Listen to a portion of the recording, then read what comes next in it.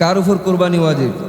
মাসআলা নম্বর 1, প্রাপ্ত বয়স্ক মস্তিষ্ক সম্পন্ন প্রত্যেক মুসলিম নরনারী যে 10 জিলহজ ফজর থেকে 12 জিলহজ সূর্যাস্ত পর্যন্ত সময়ের মধ্যে প্রয়োজনের অতিরিক্ত নেশাব পরিমাণ সম্পদের মালিক হবে, তার উপর কোরবানি করা ওয়াজিব।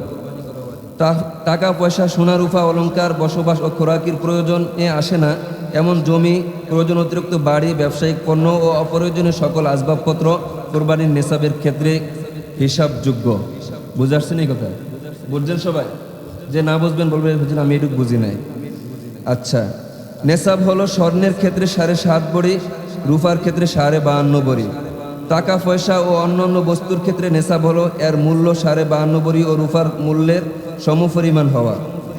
আর সোনা বা রূপার কিংবা টাকা পয়সা এগুলোর কোনো একটি যদি পৃথকভাবে নেশাব পরিমাণ না থাকে কিন্তু প্রয়োজন অতিরিক্ত একাধিক বস্তু মিলে 52.5 ভরি রূপার মূল্যের সমপরিমাণ হয়ে যায়, তাহলে কোরবানি করা ওয়াজিব হয়ে যাবে। এজন্য এটা হিসাব করার দায়িত্ব আপনার। নেশাবের মেয়াদ। মাসআলা নম্বর 2, কোরবানির নেশাব পুরো বছর থাকা জরুরি নয়, বরং কোরবানির 3 দিনের মধ্যে যে কোনো দিন থাকলেই কোরবানি ওয়াজিব হবে। মাসআলা নম্বর 3, মোট 3 দিন কোরবানি করা যায়, জিলহজের 10, 11 ও 12 তারিখ। মাসআলা নম্বর 4, কোরবানির দিনগুলোতে যদি জবাই করতে না পারে তাহলে খরিদকৃত পশু সদকা করে দিতে হবে। মানে পশু কোরবানি করছে কইরা যে কোনো কারণে গ্রামে থাকতে পারে না, দূরে কোথাও যাইতে হয়েছে, এটা আর জবাই দেওয়া হয় না, তাহলে করণীয় কি? করণীয় হইল খরিদকৃত পশু সদকা করে দিতে হবে। কি করে দিতে হবে? বেচতেও পারবে না, নিজেরাও খাইতে পারবে না। আর যদি সময়ের পরে জবাই করে ফেলে তাহলে পুরো গোশত সদকা করে দিতে হবে। এক্ষেত্রে গোশতের মূল্য যদি জীবিত পশুর চেয়ে কমে যায় তাহলে পরিমাণ মূল্য হ্রাস পেলে তাও সদকা করতে হবে। মাসালা নম্বর 5, দিনের মধ্যে প্রথম দিন কোরবানি করা অধিক উত্তম, এরপর দ্বিতীয় দিন, এরপর তৃতীয় দিন। প্রথম দিন কোরবানি করা কি উত্তম, এরপরে দ্বিতীয় দিন উত্তম, এরপর তৃতীয় দিন। মাসআলা নম্বর 6, 10 ও 11 তারিখ দিবাগত রাতে কোরবানি করা জায়েজ, তবে রাতে আলো স্বল্পতার দরুন জবাইয়ের ত্রুটি হতে পারে, বিধায় রাতে জবাই করা অনুত্তম, মাকরুহ। অবশ্য পর্যাপ্ত আলোর ব্যবস্থা থাকলে রাতে জবাই করতে কোনো অসুবিধা নেই। ঈদের দিন আগে রাত্রে নাকি পরের দুদিন? পরের 2 দিন, মনে থাকবো নি? এরপরে মাসআলা নম্বর 7, নাবালেগের কোরবানি। নাবালেগ শিশু কিশোর তদরূপ যে সুস্থ মস্তিষ্ক সম্পন্ন নয়, নেশাবের মালিক হলেও তাদের উপর কোরবানি ওয়াজিব নয়। অবশ্য তার অভিভাবক নিজ সম্পদ দ্বারা তাদের পক্ষে কোরবানি করলে তা সহিহ হবে। মাসআলা নম্বর 8, নাবালেগের পক্ষ থেকে কোরবানি করা অভিভাবকের উপর ওয়াজিব নয়, বরং মুস্তাহাব। করলে সওয়াব আছে, না করলে কি নাই, গুনাহ নাই। দরিদ্র ব্যক্তির কোরবানির হুকুম। মাসআলা নম্বর 9, দরিদ্র ব্যক্তির উপর কোরবানি করা ওয়াজিব নয়, কিন্তু সে যদি কোরবানির নিয়তে কোনো পশু কিনে তাহলে কোরবানি করা ওয়াজিব হয়ে যায়। কোরবানি করতে না পারলে, কেউ যদি কোরবানির দিনগুলোতে ওয়াজিব কোরবানি দিতে না পারে তাহলে কোরবানি পশু ক্রয় না করে থাকলে তার উপর কোরবানির উপযুক্ত একটি ছাগলের মূল্য সদকা করা ওয়াজিব। কোরবানি ওয়াজিব কিন্তু সে পশু কি করে নেয়? ক্রয় করে নেয়। তাহলে এমন ব্যক্তির উপর করণীয় কি? একটি ছাগল তার যে পরিমাণ মূল্য সেই পরিমাণ মূল্য কি করে দিবে? সদকা করে দিবে। কিন্তু কোরবানির ওয়াজিব তার উপর থেকে রহিত হবে না, মাফ হবে না। যদি না দেয় তাহলে সে গুনাহগার হবে। আবার বলি, কেউ যদি কোরবানির দিনগুলোতে ওয়াজিব কোরবানি দিতে না পারে তাহলে কোরবানির পশু ক্রয় করে না করে থাকলে তার উপর কোরবানির উপযুক্ত একটি ছাগলের মূল্য সদকা করা ওয়াজিব। আর যদি পশু ক্রয় করেছিল কিন্তু কোনো কারণে কোরবানি করা হয়নি তাহলে ওই পশু জীবিত সদকা করে দিবে। শরীকের মাসআলা। একটি ছাগল, বেড়া বা দুম্বা দ্বারা দুইজনই কোরবানি। একটি ছাগল, বেড়া, দুম্বা দ্বারা শুধু একজনই কোরবানি করতে পারবে। কোরবানির পশু নির্ধারিত কি? উট, মহিষ, গরু, বেড়া, দুম্বা, ছাগল। মনে থাকবো নি? উটের ক্ষেত্রে 5 বছর বয়স হইতে হবে, কোনো কম হইতে পারবে না। গরু এবং মহিষের ক্ষেত্রে কমপক্ষে 2 বছর হতে হবে। কয় বছর? ছাগল, বেড়া, দুম্বার ক্ষেত্রে কমপক্ষে 1 বছর হতে হবে। তবে কোনো ভেড়া, দুম্বার যদি দেখতে এমন দেখা যায় যে 2 বছরের, 1.5 বছরের, 1 বছর পরিপূর্ণ হয়ে গেছে, এমন ভেড়া দুম্বার মাঝে ছাইরা দিলে তারতম্য করা যায় না, হৃষ্টপুষ্ট, তাহলে সেটা দ্বারা কোরবানি কি জায়েজ আছে। আর ছাগলের ক্ষেত্রে 1 বছর হতে হবে। এজন্য কেউ ধোঁকাবাজি করে ছাগল বেচবেন না। আর যিনি কিনবেন তিনি বিক্রয়কারী থেকে বলে দিবেন যে ভাই আমি কোরবানির উদ্দেশ্যে ছাগল কিনতেছি, পালার জন্য না। আপনার ছাগলের বয়স 1 বছর হয়েছে কিনা, ঠিক আছে? একটি ছাগল, বেড়া বা দুম্বা দ্বারা শুধু একজনই কোরবানি করতে পারবে। এমন একটি পশু কয়েকজন মিলে কোরবানি করলে কারোই কোরবানি সহি হবে না। আর উট, গরু, মহিষে সর্বোচ্চ 7 জন শরিক হতে পারবে। 7-এর অধিক শরিক হলে কারো কোরবানি সহি হবে না। হুকুম পালনের উদ্দেশ্যে কোরবানি না করে শুধু গোশত খাওয়ার নিয়তে কোরবানি করে, তাহলে তার কোরবানি সহি হবে না। তাকে অংশীদার বানালে শরিকদের কারো কোরবানি হবে না। তাই অত্যন্ত সতর্কতার সাথে শরিক নির্বাচন করতে হবে। বোঝেননি কথা? আল্লাহ যে কোরবানি ওয়াজিব করছে এই উদ্দেশ্যে কোরবানি দেন না। 7 জনের ভিতরে যে কোনো একজনের ভিতরে মন্ত্রে দুগুর মুগুর আছে, হে নিয়ত করছে গোশত খাওয়ার নিয়তে কোরবানি দিতেছে।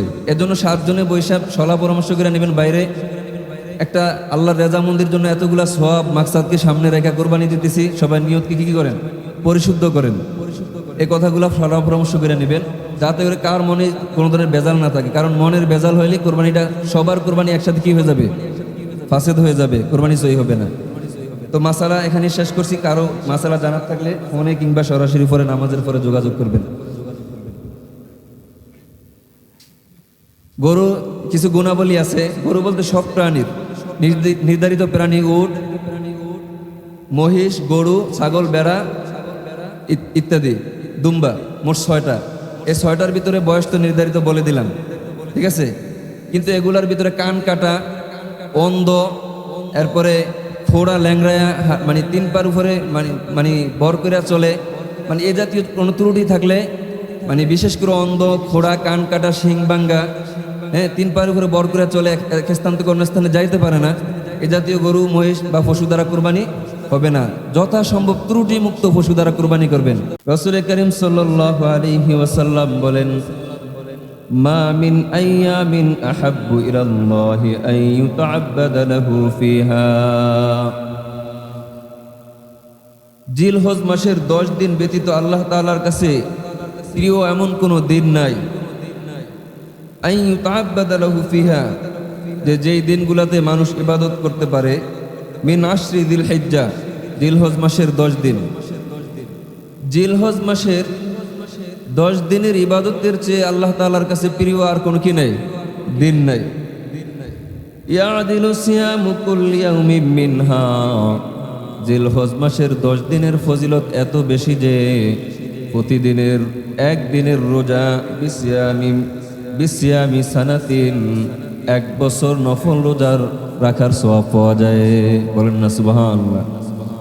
জিলহজ মাসের 10 দিনের ফজিলত এত বেশি যে জিলহজ মাসের 10 দিনের এক এক দিনের রোজা, রোজা ফজিলত এত বেশি যে একদিন বান্দা রোজা রাখলে পুরো 1 বছর নফল রোজা রাখলে যে সওয়াব আল্লাহ তাআলা সেই সওয়াব দিয়ে দিবেন। বলেন না সুবহানাল্লাহ।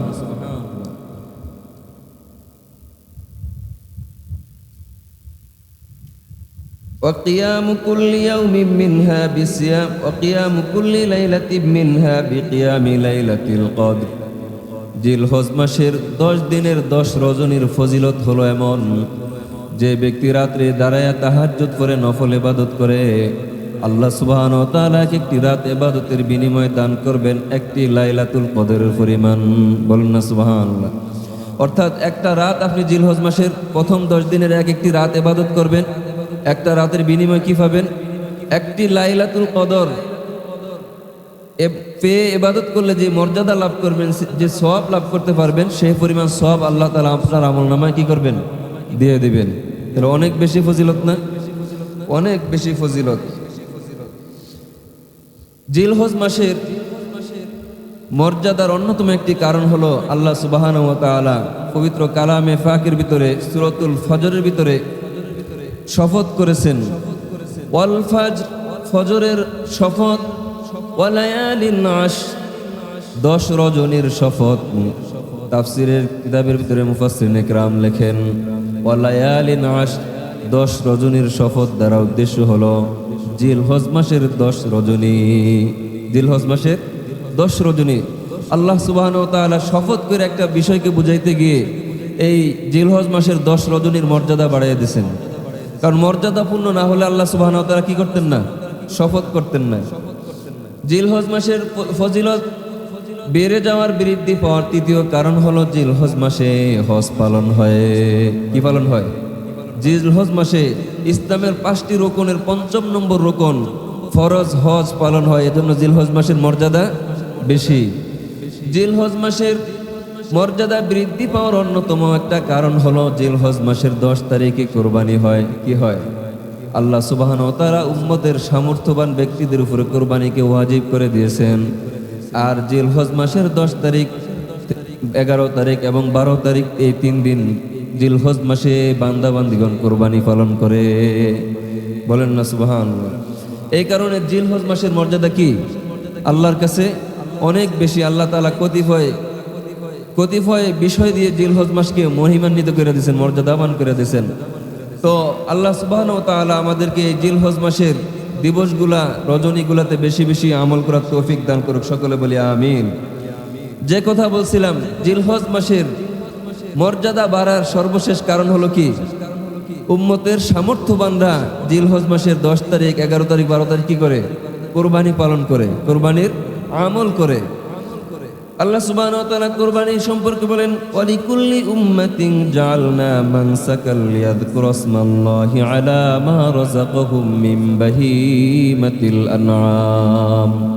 আমার বান্দাবান্দিগণ, তোমরা শোনো যে আমি প্রত্যেক উম্মতের উপরে, প্রত্যেক জাতির উপরে কুরবানির বিধান দিয়েছিলাম। কি দিয়েছিলাম? প্রত্যেক জাতির মাঝে, অর্থাৎ প্রত্যেক নবী এবং উম্মতদের উপরে কি করেছিলাম? কুরবানির বিধান দিয়েছি। এজন্য দিয়েছি যে লিয়াযকুরুসমাল্লাহি আলা মা রাযাকাহুম মিন বাহিমাতিল আনআম, চতুষ্পদ জন্তুগুলোর ভিতরে যে সমস্ত জন্তু জানোয়ার তোমাদের উপরে হালাল করেছি, ওই সমস্ত হালাল পশুগুলাকে তোমরা জিলহজের 10 তারিখে ঈদগাহ থেকে গিয়ে জবে করে সেগুলোর উপর আল্লাহর নামের জিকির করবে। সেগুলোর উপর কি করবে? আল্লাহ নামের জিকির করবে। তো আল্লাহ নামের জিকির করার অর্থ কি? আমরা বলি বিসমিল্লাহি আল্লাহু আকবার, আল্লাহর নামে জবে করলাম, আল্লাহ সব থেকে বড়। এটা কি জিকির নয়? জিকির কি জিকির না? এজন্য আল্লাহ তাআলা বলেন যে আমি প্রত্যেক জাতির উপর কুরবানির বিধান দিয়েছি, এজন্য যে তারা যে সমস্ত পশুগুলোকে আমি চতুষ্পদ জন্তুর মধ্যে থেকে যে সমস্ত জন্তু আমি আমার বান্দাদের জন্য হালাল করেছি, ওই পশুগুলোর উপরে তারা জবে করার মাধ্যমে আমার নামের কি করে? জিকির করে। সম্মানিত হাজরিন, কোরবানির বিধান শুধুমাত্র উম্মতে মুহাম্মাদের উপরেই নয়। কোরবানির বিধান পৃথিবীর প্রথম মানুষ হযরত আদম আলাইহিস সালাম থেকেই চলে আসছে। আমরা যে কোরবানি দিয়ে থাকি, এই কোরবানির রসুম, এই সুন্নাহ, আদর্শ এসেছে হযরত ইব্রাহিম আলাইহিস সালামের জামানা থেকে। হযরত ইব্রাহিম আলাইহিস সালাম আপন পুত্র জবেহের মাধ্যমে এমন নিদর্শন পৃথিবীবাসীর কাছে পেশ করে গেছেন, এমন ঐতিহাসিক হৃদয় বিদারক ঘটনা ঘটায় গেছেন, যা কিয়ামত পর্যন্ত আল্লাহ সুবহানাহু ওয়া তাআলা উম্মতদের মাঝে, জাতির মাঝে স্মরণীয় করে রাখার জন্য কিয়ামত পর্যন্ত যত মানুষ দুনিয়াতে আসবে সকল মানুষের উপর, সামর্থ্যবানদের উপর কুরবানি ওয়াজিব করে দিয়েছেন। বুঝা আসছে কথা? এখন আসেন, কুরবানি ওয়াজিব কার উপর? কুরবানি ওয়াজিব হওয়ার জন্য শর্ত 6টি। কয়টি? 6টি। 1 নম্বর শর্ত হলো আকিল হওয়া। কি হওয়া? মানে 6 শর্ত পাওয়া গেলে একজন মানুষের উপর কি হবে? কুরবানি ওয়াজিব হবে। 6 শর্তের প্রথম শর্ত হলো আকিল হওয়া। আকিল মানে হচ্ছে সুস্থ মস্তিষ্ক সম্পন্ন, সুস্থ বিবেকবোধ সম্পন্ন, জ্ঞানবান হওয়া। কি হওয়া? জ্ঞানবান হওয়া। পাগলের উপরে কোরবানি ওয়াজিব নয়। পাগলের উপরে কি নয়? অথবা কিছু মানুষ আছে, সামর্থ্য আছে, লেকিন কিছুদিন সুস্থ থাকে, কিছুদিন অসুস্থ হয়ে যায়, কিছুদিন ভালো থাকে, কিছুদিন তার মস্তিষ্ক বিগড়িয়ে যায়, পাগল হয়ে রাস্তা রাস্তায় ঘুরে, এরকম মানুষ আছে কিনা? এদের উপরে কোরবানি কি নয়? ওয়াজিব নয়। কোরবানি ওয়াজিব হওয়ার শর্ত 6টি। তার ভিতরে প্রথম শর্ত হলো কি হওয়া? জ্ঞান সম্পন্ন হওয়া, সুস্থ মস্তিষ্ক সম্পন্ন হওয়া। শরীয়তের ভাষায় 1 নম্বর শর্ত হলো আকিল হওয়া। কি হওয়া? আকিল হওয়া। 2 নম্বর হলো বালিগ হওয়া, প্রাপ্ত বয়স্ক হওয়া। অপ্রাপ্ত বয়স্ক ব্যক্তির উপরে, শিশুর উপরে, কিশোরের উপরে কোরবানি ওয়াজিব হবে না। যেমন কোনো ব্যক্তি সম্পদশালী দুনিয়া থেকে চলে গেছে, কিন্তু তার নাবালক সন্তান সন্ততি রেখে গেছে, অনেক সম্পদ তাদের নামে আছে, কিন্তু তারা বালেগ না, প্রাপ্ত বয়স্ক নয়, তাদের উপরে কোরবানি ওয়াজিব নয়। দ্বিতীয় নম্বর শর্ত হলো বালেগ হওয়া তথা প্রাপ্ত বয়স্ক হওয়া। তৃতীয় নম্বর শর্ত হলো স্বাধীন হওয়া। কি হওয়া? স্বাধীন হওয়া, আজাদ হওয়া তথা স্বাধীন হওয়া। গোলামের উপরে, পরাধীন ব্যক্তির উপরে কোরবানি ওয়াজিব নয়। গোলামের উপরে, পরাধীন ব্যক্তির উপর কি নয়? কোরবানি ওয়াজিব নয়। 4 নম্বর হলো মুকিম হওয়া। মুকিম ব্যক্তি এমন ব্যক্তিকে বলা হয় যে ব্যক্তি তার এহাতার ভিতরে, এলাকার ভিতরে অবস্থান করেছে। আর মুসাফির বলা হয় এমন ব্যক্তিকে যে ব্যক্তি তার আবাদি অর্থাৎ যেখানে বসবাস করে, যে বাজার থেকে যে বাজার সওদা করে, এমন স্থান থেকে সে কোনো উদ্দেশ্যে স্থান ত্যাগ করে 48 কিলোমিটার দূরে চলে যায়। কেমন? স্বাভাবিকভাবে একজন মানুষ সকাল ফজর থেকে হাঁটা আরম্ভ করলে সূর্যাস্ত পর্যন্ত গবেষণায় দেখা যায় 48 কিলোমিটার পর্যন্ত হাঁটতে পারে। তো এই 48 কিলোমিটার অতিক্রান্ত হয়ে যাওয়ার পরে ওই ব্যক্তি মুসাফির। ওই ব্যক্তি কি? মুসাফির। ওই ব্যক্তির উপরে প্রত্যেক 4 রাকাত ফরজ নামাজে কসর করতে হবে। আল্লাহ তাআলা তার বিধান রেখেছেন, সে 4 রাকাতকে 2 রাকাত পড়বে। ফজরের 2 রাকাত পড়বে, মাগরিবের 3 রাকাত কি করবে? 3 রাকাতই পড়বে। আল্লাহ তাআলা সফরের জন্য, মুসাফিরের জন্য শরীয়তের বিধানকে সহজ করে দিয়েছেন। তো মুকিম হতে হবে 4 নম্বর শর্ত। মুসাফিরের উপরে কি নয়? কোরবানি ওয়াজিব নয়। হ্যাঁ, যদি মুসাফির ব্যক্তি সফররত অবস্থায় কোরবানি করে তাহলে কোরবানি কি হয়ে যাবে? আদায় হয়ে যাবে, সওয়াব পাবে। তার উপর মুস্তাহাব, ওয়াজিব নয়। 5 নম্বর হলো মুসলমান হইতে হবে। কি হইতে হবে? মুসলমান হইতে হবে। গায়রে মুসলমান ব্যক্তির উপরে, কাফির বেদিনের উপরে কোরবানি ওয়াজিব নয়। কাফির বেদিনরা যদি কোরবানি দেয়, অনেকে আছে কোরবানির ফজিলত জানে, চালাক। কেমন? যে কোরবানি দিলে সম্পদের ভিতরে বরকত বাড়ে, ধনী হওয়া যায়, অসুখ বিসুখ বিমান আমার দূর হয়, রিজিক বৃদ্ধি পায়, এগুলোরা কাফেররাও জানে। এজন্য বিভিন্ন এলাকায় কাফেররাও কি দেয়? কোরবানি দেয়, দিয়ে তাদের গরিবদের ভিতরে কোরবানির গোশত বিলি করে দেয়। কিন্তু তারা যদি কোরবানি দেয়, দুনিয়াবি জিন্দিগিতে কিছু উপকার হতে পারে, কিছু উপকার হতে পারে, কিন্তু মুসলমানদের মতো সওয়াব হবে না। আর কোরবানি বলতে যা বোঝায় সে কোরবানি হবে না। এজন্য 5ম নম্বর শর্ত হলো কোরবানি ওয়াজিব হতে হলে 5ম নম্বর শর্ত হলো মুসলমান হতে হবে। কি হতে হবে? মুসলমান হতে হবে। 6 নম্বর শর্ত হলো সাহেবে নিসাব হতে হবে। কি হতে হবে? সাহেবে নিসাব হতে হবে। সাহেবে নিসাব কাকে বলে? সাহেবে নিসাব বলা হয় এমন ব্যক্তিকে যার নিকট 7.5 ভরি স্বর্ণ কিংবা 52.5 ভরি রূপা আছে, 1 নম্বর।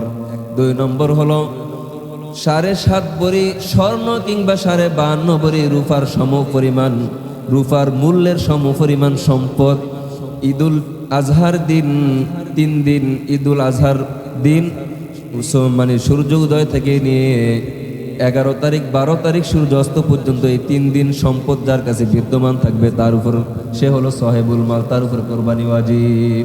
বুঝে আসছে কথা? যাকাত ফরজ হয় ওই ব্যক্তির উপর যার উপরে এই 7.5 ভরি স্বর্ণ কিংবা 52.5 ভরি রূপা কিংবা এর সমপরিমাণ মূল্যের কিংবা এর সমপরিমাণ মূল্যের সম্পদ যার কাছে বিদ্যমান আছে। ওই সম্পদ যদি 1 বছর অতিবাহিত হয় তার উপর কি হয়? যাকাত ফরজ হয়। কিন্তু কোরবানি ওয়াজিব হওয়ার জন্য বিধান হলো কি, যে 7.5 ভরি স্বর্ণ কিংবা 52.5 ভরি রূপা কিংবা এর সমপরিমাণ মূল্যের সম্পদ যদি ঈদের পরের দিন, এর পরের দিন, এই 3 দিন, যে 3 দিন কোরবানি দেওয়া যায়, এই 3 দিন যদি বিদ্যমান থাকে অথবা এই 3 দিনের যে কোনো সময় তার কাছে সম্পদ বিদ্যমান হয়, তার উপরে কি কোরবানি ওয়াজিব। এমন ব্যক্তিকে সাহিবুল মাল বলে। তাহলে মোট শর্ত কয়টা? 6টা। কয়টা? 6টা। 1 নম্বর শর্ত কি? আকিল হওয়া, মানে বিবেক বুদ্ধি সম্পন্ন হওয়া। 2 নম্বর হচ্ছে বালেগ হওয়া, অর্থাৎ প্রাপ্ত বয়স্ক হওয়া, অপ্রাপ্ত বয়স্ক না হওয়া। 3 নম্বর হচ্ছে স্বাধীন হওয়া। কি হওয়া? আজাদ হওয়া, অর্থাৎ স্বাধীন হওয়া, মানে পরাধীন ব্যক্তির উপর, গোলামের উপর কি নয়? কোরবানি ওয়াজিব নয়। 4 নম্বর হচ্ছে মুসলমান হওয়া। কি হওয়া? মুসলমান হওয়া। গায়রে মুসলিম কাফেরদের উপর কি নয়? কোরবানি ওয়াজিব নয়। এরপরে হচ্ছে 5ম নম্বর হচ্ছে এই সাহেবুল মাল হওয়া। কি হওয়া? সাহেবুল মাল হওয়া। এভাবে মোট 6 জন: আকিল, বালেগ, আজাদ, এরপরে মুসলিম, মানে সুস্থ জ্ঞান সম্পন্ন ব্যক্তি হওয়া, কেমন? এভাবে মোট 6 জনের উপর কি কোরবানি ওয়াজিব। এই শর্ত পাওয়া গেলে আমাদের প্রত্যেকের উপর কোরবানি ওয়াজিব হবে, কেমন? এখন আসেন, এখন আমাদের কাদের উপর কোরবানি ওয়াজিব বিষয়টাকে বুঝে আসছে? আশা করি বুঝে আসছে। এখন আসেন, কোরবানি দিলে লাভ কি? কোরবানি দিলে লাভ কি? হযরত আয়েশা রাদিয়াল্লাহু তাআলা আনহা থেকে বর্ণিত, তিনি বলেন রাসূল করিম সাল্লাল্লাহু আলাইহি ওয়াসাল্লাম বলেছেন, মা আমিলা আদামিয়্যুম মিন আমালিন ইয়াওমান নাহরি আহাব্বু ইলাল্লাহি মিন ইহরাকিদ দামি। কোরবানির দিন আল্লাহ তাআলার কাছে কোরবানি দাতার কোরবানির জন্তু জবে করে রক্ত প্রবাহিত করার আমলের চেয়ে শ্রেষ্ঠ আর কোনো আমল নাই। কোরবানির দিন, ঈদের দিন কোরবানি দাতার জন্তু জবে করে রক্ত প্রবাহিত করার আমলের চেয়ে শ্রেষ্ঠ আর কোনো কি নাই?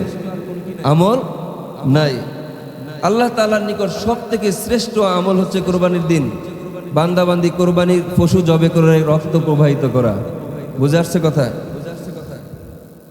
এরপরে দ্বিতীয় ফজিলত হলো আন যায়েদ ইবনে আরকাম রাদিয়াল্লাহু তাআলা আনহু قال اصحاب رسول الله صلى الله عليه وسلم, হযরতে যায়েদ ইবনে আরকাম রাদিয়াল্লাহু তাআলা আনহু থেকে বর্ণিত, তিনি বলেন রাসূল করিম সাল্লাল্লাহু আলাইহি ওয়াসাল্লামের সাহাবায়ে কেরাম রাদিয়াল্লাহু তাআলা আনহুম আজমাইন একদিন রাসূল করিম সাল্লাল্লাহু আলাইহি ওয়াসাল্লামকে প্রশ্ন করলেন, ইয়া রাসূলুল্লাহ মা হাদিহিল আযাহিয়ু, হে আল্লাহর রাসূল এই কুরবানি এটা কি? এই কুরবানি এটা কি মূলত? قال সুন্নাতু আবিকুম ইব্রাহিম রাহমাতুল লিল আলামিন সাল্লাল্লাহু আলাইহি ওয়াসাল্লাম বললেন, এটা তোমাদের মুসলিম জাতির পিতা ইব্রাহিম আলাইহিস সালাতু ওয়াস সালামের সুন্নাত। এটা হলো তোমাদের মুসলিম জাতির পিতা ইব্রাহিম আলাইহিস সালাতু ওয়াস সালামের সুন্নাত। قالوا فما لنا فيها يا رسول الله, সাহাবায়ে কেরাম রাদিয়াল্লাহু তাআলা আনহুম আজমাইন জিজ্ঞাসা করলেন, হে আল্লাহর রাসূল, ফামা লানা ফিহা ইয়া রাসূলুল্লাহ, এই কুরবানির আমল যদি আমরা করি, আমরা যদি কুরবানি দেই, এই কুরবানি দেওয়ার মাঝে আমাদের জন্য কি বিনিময় রয়েছে, কি প্রতিদান রয়েছে? কি বিনিময় রয়েছে, কি প্রতিদান রয়েছে? قال بكل شعرة حسنة রহমাতুল লিল আলামিন সাল্লাল্লাহু আলাইহি ওয়াসাল্লাম বলেন, আমার সাহাবায়ে কেরাম শোনো, তোমরা যদি কুরবানি দাও, তোমাদের কুরবানির জন্তুর প্রত্যেকটি পশমের বিনিময়ে একটি করে নেকি পাবে। বলেন না সুবহানাল্লাহ। কুরবানির জন্তুর প্রত্যেকটি পশমের বিনিময়ে কি পাবেন? সওয়াব পাবেন। ক্বালু ফাসসুফ ইয়া রাসূলুল্লাহ, সাহাবায়ে কেরাম রাদিয়াল্লাহু তাআলা আজমাইন আবার প্রশ্ন করলেন, আবার জানতে চাইলেন, হে আল্লাহর রাসূল, পশুর যে পশম বলতে আমরা যা বুঝি, এগুলার অন্তরালে তো এক ধরনের নরম উল পশম থাকে। কি থাকে? পশমের ভিতরেও কি এক ধরনের নরম উল পশম থাকে, যেগুলা অভ্যন্তরে থাকে, দেখা যায় না, ঠিক না? থাকে কি থাকে না? কিংবা বেড়ার পশমকে, বেড়ার গায়ে পশম বেশি থাকে এবং উল জাতীয় থাকে, এটাকে সুফ বলা হয় আরবিতে। সুফ ওই পশমকে বলা হয় যেটা উল জাতীয় হয়, বেড়ার গায়ের পশম। সাহাবায়ে কেরাম রাদিয়াল্লাহু তাআলা আজমাইন জানতে চাইলেন, ফাসসুফ ইয়া রাসূলুল্লাহ, আল্লাহ বেড়ার গায়ের উল পশমের বিনিময়ে কি সওয়াব পাওয়া যাবে? রাহমাতুল লিল আলামিন সাল্লাল্লাহু আলাইহি ওয়াসাল্লাম বলেন, ফাসসুফু ক্বালা বিকুল্লি শারাতিন মিনাস সুফি হাসানাতুন, বেড়ার উল পশমের প্রত্যেকটি পশমের বিনিময়ে তোমাদের জন্য একটি করে নেকি রয়েছে। সবাই জোরে বলুন না সুবহানাল্লাহ। বুঝছেন কথা? এজন্য কুরবানির ফজিলত অনেক বেশি। আপনি সারা দিন সারা সপ্তাহ গণ্য একটা পশুর লম গণ্য শেষ করতে পারবেন? পারবেন নি? শেষ করতে পারবেন না। এজন্য সওয়াবের উদ্দেশ্যে আমরা কোরবানি দেই। যাদের উপরে বিশেষ করে কোরবানি ওয়াজিব, সাহিবুল মাল, আমরা 7.5 ভরি স্বর্ণ কিংবা 52 ভরি রূপার সম পরিমাণ মূল্যের পরিমাণ অর্থ আমাদের যাদের কাছে বিদ্যমান রয়েছে, আমরা প্রত্যেকে কোরবানির নিয়ত করি। প্রত্যেকে কি করি? কোরবানির নিয়ত করে ফেলি। এরপরে হাদিসের ভিতরে আসছে হযরত আয়েশা সিদ্দিকা রাদিয়াল্লাহু তাআলা আনহা থেকে বর্ণিত, তিনি বলেন, আকামা রাসূলুল্লাহ সাল্লাল্লাহু আলাইহি ওয়াসাল্লাম বিল মাদিনাতি 10 সিরিনা ইউদহি, রহমাতুল্লিল আলামিন সাল্লাল্লাহু আলাইহি ওয়াসাল্লাম 40 বছর বয়সে উপনীত হওয়ার পরে নবুয়ত লাভ করছেন। কয় বছর বয়সে?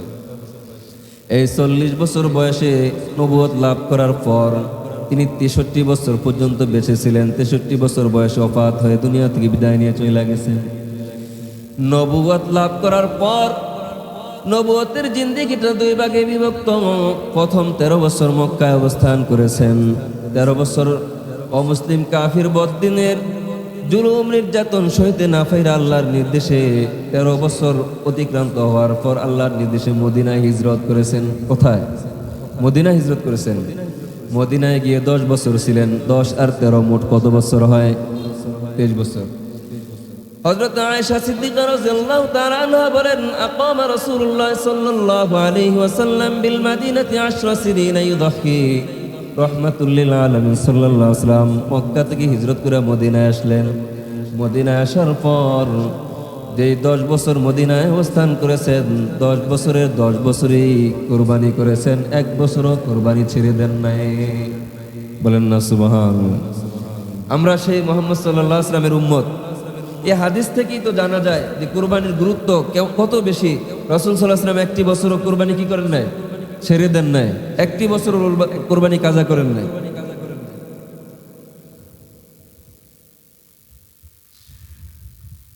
এরপরে 4 নম্বর হাদিস, রাসূল করিম সাল্লাল্লাহু আলাইহি ওয়াসাল্লাম বলেন, ইন্নাহা লাতাতি ইয়াউমাল কিয়ামাতি বিকুরুনিহা। আমার উম্মতরে তোমরা যাই না রাখো, তোমাদের যে ব্যক্তি কুরবানি দিবে, কুরবানির পশু কাল কিয়ামতের ময়দানে হাজির হবে। কুরবানির পশু জন্তু কাল কিয়ামতের ময়দানে কি হবে? হাজির হবে। বিকুরুনিহা, শিং সহ, ওয়া শাআরিহা, তার গায়ের লোম সহ, ওয়া আজলাফিহা, তার খুর সহ। আয়েশা উপস্থিত হয়ে কি করবে? হাদিসের ব্যাখ্যায় লেখে, কুরবানি দাতার জন্য কুরবানির জন্তু বা পশু তার জন্য শাফাআত করবে, সুপারিশ করবে জান্নাতে যাওয়ার জন্য। সবাই জোরে বলেন না সুবহানাল্লাহ। কুরবানির জন্তু কাল কিয়ামতের ময়দানে কুরবানি দাতার জন্য কি করবেন? সুপারিশ করবেন। বিষয়টা কি ছোটখাটো আমল না গুরুত্বপূর্ণ আমল? আল্লাহ তাআলা আমাদেরকে কুরবানির মতো আমল কইরা এই ফজিলতগুলো লাভ করার তৌফিক দান করুক। সকলে সমস্বরে বলি আমিন। এরপরে ওয়া ইন্নাদ দামা লা ইয়াকউ মিনাল্লাহি বিমাকানিন ক্বাবলা আন ইয়াকা মিনাল-আরদ। রাহমাতুল্লিল আলামিন সাল্লাল্লাহু আলাইহি ওয়াসাল্লাম বলেন, উম্মতরে কুরবানির ফজিলত এখানেই শেষ নয়, আরো আছে। কুরবানির জন্তু জবে করার পর কুরবানির জন্তুর রক্তবিন্দুর প্রথম রক্তবিন্দু জমিনে পড়ার আগে আগে কুরবানি দাতার কুরবানির আমল আল্লাহ সুবহানাহু ওয়া তাআলার কাছে বিশেষ মর্যাদার সাথে পৌঁছা যায়। বলেন না সুবহানাল্লাহ। বিশেষ মর্যাদার সাথে কি করে পৌঁছা যায়? আন আলী ইবনে আবি তালিব রাদিয়াল্লাহু আনহু قال, হযরত আলী ইবনে আবি তালিব রাদিয়াল্লাহু তাআলা আনহু থেকে বর্ণিত, তিনি বলেন, قال রাসূলুল্লাহ সাল্লাল্লাহু আলাইহি ওয়াসাল্লাম আলী ফাতিমাতা। আলী রাদিয়াল্লাহু তাআলা আনহু কে বলেন তো? রাসূল করিম সাল্লাল্লাহু আলাইহি ওয়াসাল্লামের জামাতা। কি? হুজুর করিম রাসূল করিম সাল্লাল্লাহু আলাইহি ওয়াসাল্লামের আদরের দুলালি কন্যা হযরত ফাতিমা রাদিয়াল্লাহু তাআলা আনহার জামাই। আনহায়ের কি? জামাই। হযরত আলী রাদিয়াল্লাহু তাআলা আনহু থেকে বর্ণিত, তিনি বলেন, রাসূল করিম সাল্লাল্লাহু আলাইহি ওয়াসাল্লাম একদিন রাসূল করিম সাল্লাল্লাহু আলাইহি ওয়াসাল্লামের আদরের দুলালি কন্যা ফাতিমা রাদিয়াল্লাহু তাআলা আনহাকে বললেন, কি বললেন? কুমি ইলা উযহিয়াতিক, হে ফাতিমা, তুমি তোমার কুরবানির জন্তুর নিকটবর্তী স্থানে গিয়ে দাঁড়াও। তুমি তোমার কুরবানির জন্তুর নিকটবর্তী স্থানে গিয়ে পর্দার অন্তরাল থেকে গিয়ে দাঁড়াও। ফাশহাদিহা, তোমার কুরবানির জন্তুর দিকে ফিরিয়া তাকাও, নজর দাও। ফাইন্না লাকি বিআউয়ালি কতরাতিন তাকতুরু মিন দামিহা, এ ফাতেমা, জানো তোমার কুরবানির জন্তুর নিকটবর্তী স্থানে দাঁড়ায় ওই দিকে নজর দেওয়ার পর কি হবে জানো কি? ফাইন্না লাকি বিআউয়ালি কতরাতিন তাকতুরু মিন দামিহা, তোমার কুরবানির জন্তুর রক্তবিন্দু জমিনে পড়ার আগে আগে ইউগফারু লাকি মা সালাফা মিন যুনুবিকি, তোমার অতীত জীবনের সমস্ত গুনাহ আল্লাহ ক্ষমা করে দিবেন। বলেন না সুবহানাল্লাহ।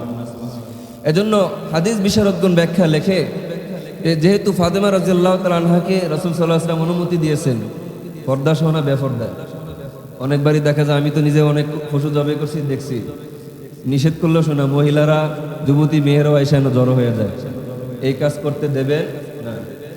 কুরবানি ওয়াজিব না ফরজ? ওয়াজিব, ফরজের কাছাকাছি, কিন্তু পর্দা করা, সবাই জোরে বলেন। আমার মা, আপনার মা, বোন, যুবতী মেয়ে, কন্যা, বাতিজি, বাগিনীদেরকে যদি কোনো পরপুরুষ দেখে সুন্দর চেহারা, লিপস্টিক টিপস্টিক লাগাই, ঈদের দিন তো এমনি জরি জর্জেট বিভিন্ন সুন্দর সুন্দর পোশাক গা দিয়ে বের হয়, তাই না? দেখে একটা কল্পনা জল্পনা আসে, এই গুনার দায়ভার কে হবে?